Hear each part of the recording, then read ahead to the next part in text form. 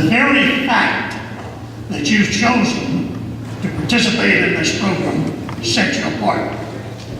By doing so, you reflect very positively on your parents, who obviously encourage you and support you in this program. And I'm personally indebted to the senior staff for the contributions that you make and have made over the years out there in the audience who have made contributions to our community. This evening, my objective is to challenge your imagination relative to your leadership potential. One of the primary goals or missions of Civil Air Patrol is education. And one of the primary education goals is in this matter of leadership.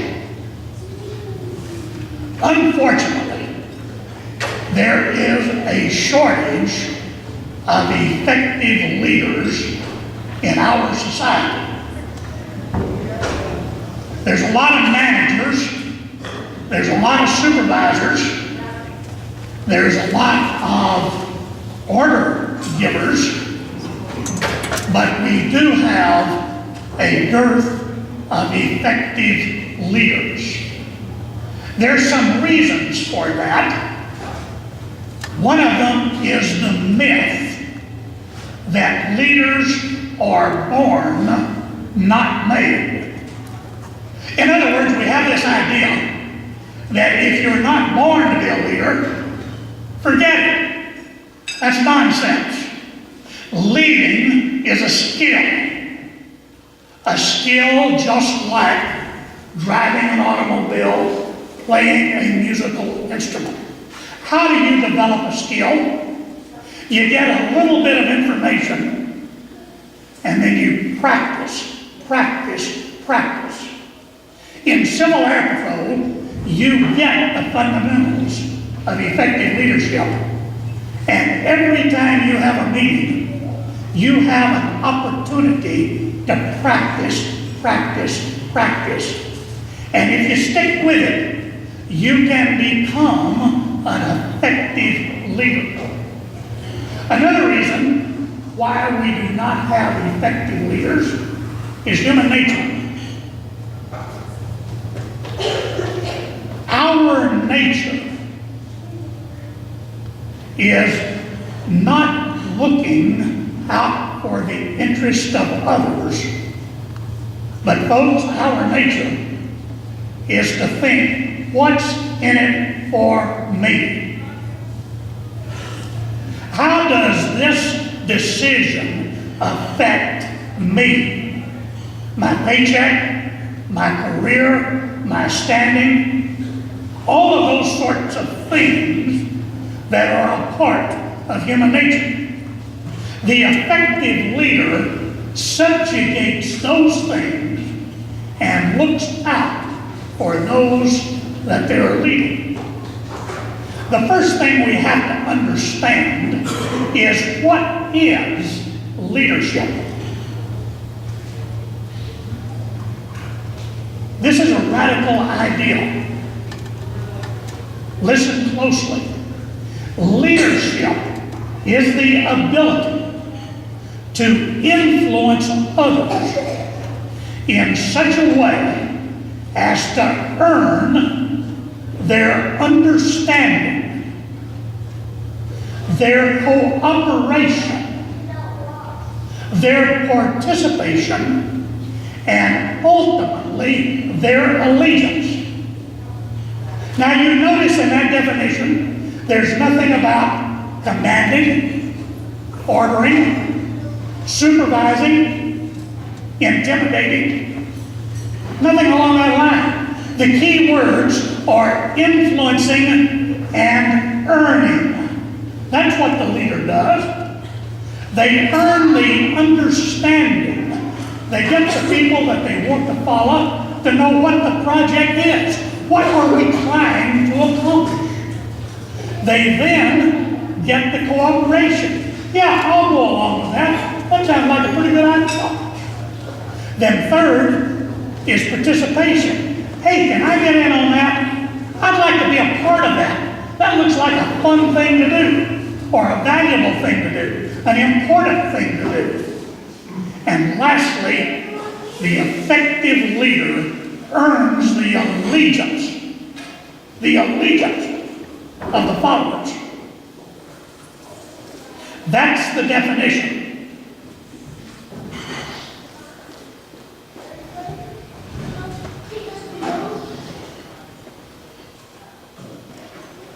Our objective as leaders is to ultimately earn that allegiance. We've got to have a strategy to do that. What's the strategy that we're going to use to win that allegiance or to earn that allegiance? Let me propose this strategy. The strategy is to place the interest of those whom I would lead above my own interest. I want to refer to a couple of leaders, one of whom lived 2,000 years ago, who even today has millions of followers. There I'm speaking of Jesus of Nazareth. Give me a bit of latitude here. He was on a trip one day with some of his associates, and the associates got into an argument. And that evening after dinner, he says, "Hey, what were you fellows arguing about this afternoon?" One of them says, "Oh, nothing, don't sweat it, wasn't important." I can just see the grin on his face when he said, "You fellows are arguing about who's going to be the leader. Come here, I got some advice for you. If you're going to be the leader, first learn to serve others." On another occasion, during a dinner meeting, he took a bowl of water and went around and started washing the feet of his associates. He says to them, "You know, you folks look at me as being the boss, the master. This is a job that a servant should be doing, but I'm doing it. I, the master, am doing the job of a servant. And I'm doing that as an example to you. If you do the same thing, you'll be greatly blessed." So that's one justification I have for saying the effective leader puts the interest of their subordinates above their own. The other one I will refer to is General Al Gray. General Gray was Commandant of the Marine Corps along about 1988-89, somewhere along there. One of the quotes from General Gray is that I don't run a democracy. My job is to train people to defend our democracy. As such, I consider myself the surrogate, that is, substitute, father and mother for everybody in this organization. Think about that. A battle-hardened Marine Corps general saying, I consider myself to be a father, mother of all those I lead. On another occasion, General Gray was speaking to the graduates at Annapolis. He was speaking to them because some Annapolis graduates are given or offered Marine Corps officer commissions. He finished his prepared speech. He stepped down away from the platform into the midst of the midshipmen. He said, some of you are being offered the privilege of leading this nation's finest men and women. But unless you are willing to take a bullet in the gut instead of one of those that you're leading, the Marine Corps doesn't want you. What does that say that he expected of leaders? He expected them to make sure that the troops ate before they ate. Make sure that the troops had a place to sleep before he slept. Make sure that the leader took the greater risk than the people they led. Again, I say to you, the strategy for effective leadership is place the interest of those you lead above your own. That's the strategy. What are the tactics? Tactic number one,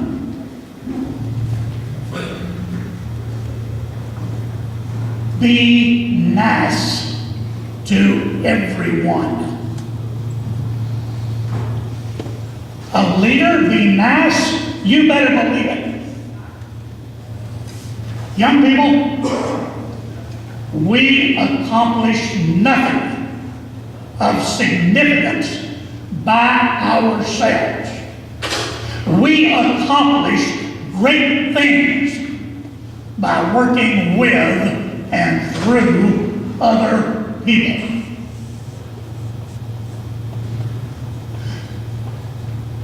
By accident, we are going to offend other people. You just can't go through life without offending other people. So we need to do everything we can to prevent doing it on purpose. Tell me, how do you feel about helping somebody that has ridiculed you, embarrassed you, or maybe even bullied you? Do you really want to help them? Do you really want to put in the 110% for that leader who is behaving in a selfish manner? The leader that is not nice, the leader that does not consider the feelings of those they lead, will get minimum acceptable performance, just as much as is required to get by. The leader that inspires and takes care of those they lead will get sustained, exceptional performance. And that's what we want as leaders.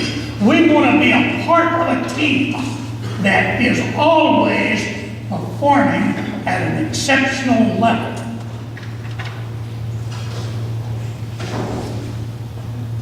Simple little things.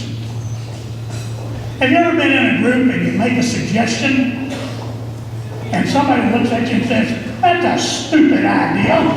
How did you ever come up with something like that?" How does that make you feel? You know, about that high. Does that inspire you to contribute and participate? You say, "Oh, it's just a remark, it's not that important." It becomes a habit. It becomes a part of the tone of the organization. Who sets the tone of the organization? The leader sets the tone. Therefore, the leader should set the tone of treating others with respect. Don't ever hesitate to say thank you when you mean it. You cannot imagine the power of simply looking somebody in the eye and saying, thank you for taking care of that job. Now again, you gotta mean it. You can't just go around, thank you, thank you, thank you. You gotta mean it. But don't ever pass that up to thank people. And one last one. Last Memorial Day, the 3 members of the squadron came out to the Boisford Valley to participate in our Memorial Day celebration. After the ceremony out at the flagpole, we went into the Grange for cookies and coffee and conversation. I went over and thanked the 3 members of the squadron for their participation. And they immediately referred to me as sir. Yes, sir. No, sir. They would have also said, yes, ma'am. No, ma'am. It wasn't, yeah, no. It was yes, sir. No, sir. Young people, don't limit that habit or that practice to Civil Air Patrol situations. Use that in all areas of life. To your school teachers, to the friends of your parents, to other older people. Get in the habit of behaving in that fashion. It's not so important as simply being a matter of respect. Being nice to other people. Holding the door open rather than barging through ahead of everybody else. Simple little things like that.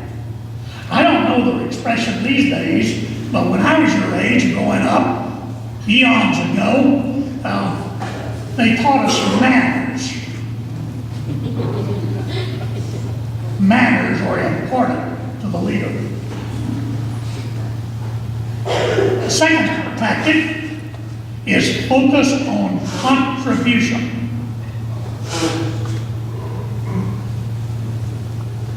I want to tell you a story.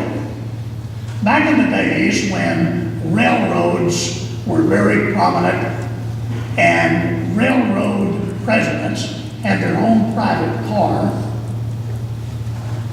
one day, one afternoon, there was a section gang working with picks and shovels in the switchyard, and a train pulled in with the president's private car. The president stepped out on the back platform, looked around, saw one of the men with a pick. He said, "Hey, Joe, come on up here and talk to me." And Joe laid down his pick, pulled off his gloves, wiped his hands off on his coveralls, went into the private car, came back out a few minutes later. You can imagine the conversation amongst the rest of the crew. One of their number up there with the president. So as soon as he came back, "Hey, Joe, is that really him? Is that really the president?" Yeah. You know, fellas, you can't believe this, but 30 years ago, we went to work for the railroad the same day doing the same job. Oh, wait a minute. How do you explain that? You down here with a pick, he up there in that big fancy private car? You know, I thought about it a lot of times. I don't really know, but there's one thing I do know. 30 years ago, he went to work for the railroad. I went to work for 50 cents an hour. Now that's kind of a subtle point, so let me express it another way. Focus on what you can contribute. One of the awards that's given in this squadron is titled 110%. What does that mean? It means that that person has contributed more than is expected, more than is required to the benefit and the welfare of this squadron. You say, well, what's that got to do with the leader? The leader sets the tone. Therefore, in leading, you volunteer. You do things that need to be done without being told to do it. You take the initiative to do things outside the ordinary. And if you, the leader, do it, guess what? Your crew, your team will be doing the same thing. And you'll not only be 110% individual, you'll be 110% squadron, or whatever organization you're leading. Next in tactics, don't ever give up. Cadet, as you go through life, you're going to face many, many problems. You're going to be frequently, well, I won't say frequently, you're going from time to time to be beaten down, discouraged, depressed, think that you failed, but don't ever give up. Don't ever say, I can't. It is physically impossible for a single brain on the one hand to conclude, I can't, and then turn around and find a solution. The moment you say, I can't, you have surrendered to defeat. So never say, I can't. Many of you probably don't know who Lenny Wilkins is. Lenny Wilkins was a very popular professional basketball team player many years ago.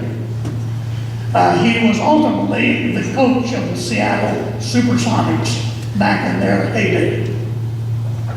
I was at a meeting with Lenny one time. We were sharing a table. I asked him what he found to be his greatest leadership challenge as a coach of a professional basketball team. He thought a moment and he said, you know, it's not teaching them how to play.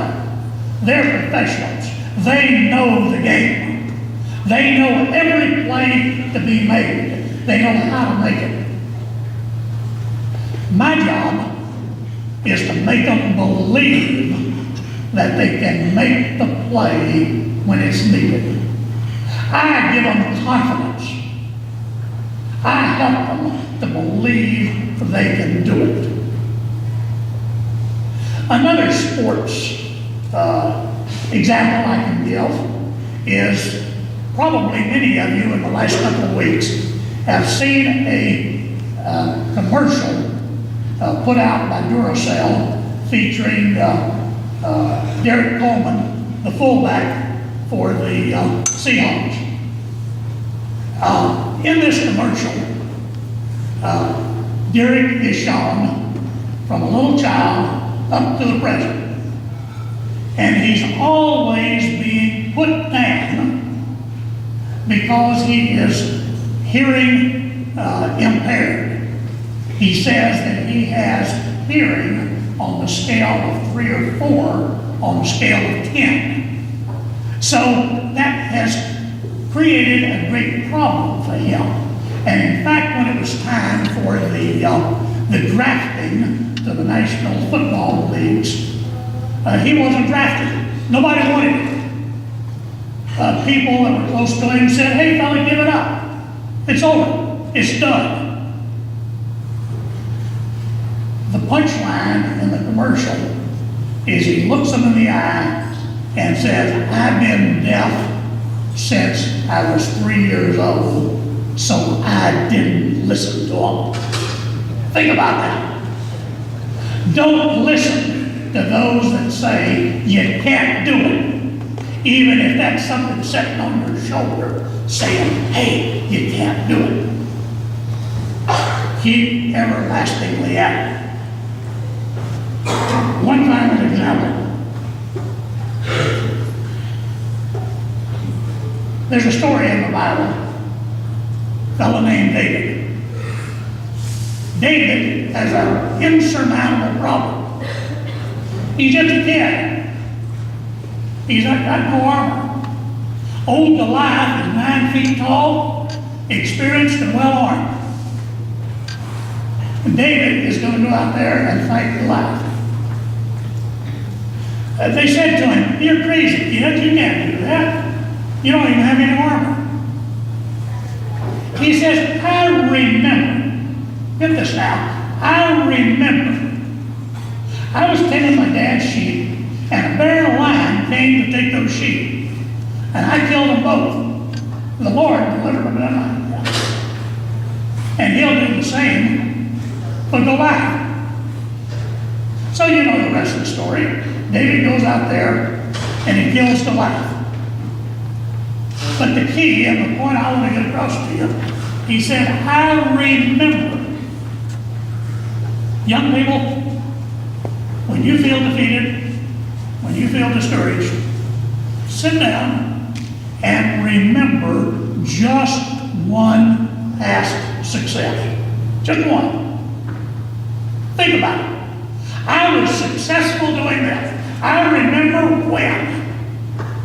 And I guarantee you, you'll think of another success. And another one. And all about the time you get to the third one, you can say to yourself, "I'm going to quit here, sitting here feeling sorry for myself, and go out there and have another success." It builds confidence. So as you go through life, leading in Civil Air Patrol, and leading in your community, leading in your church, in your career, in that family that you're going to have one day, always remember that you want to serve those that you lead. You want to develop your confidence by remembering your successes. Your potential to contribute to this community, to contribute to this nation, is great. It's unlimited. And I encourage you to develop that full potential through this program Civil Air Patrol offers to you. Thank you.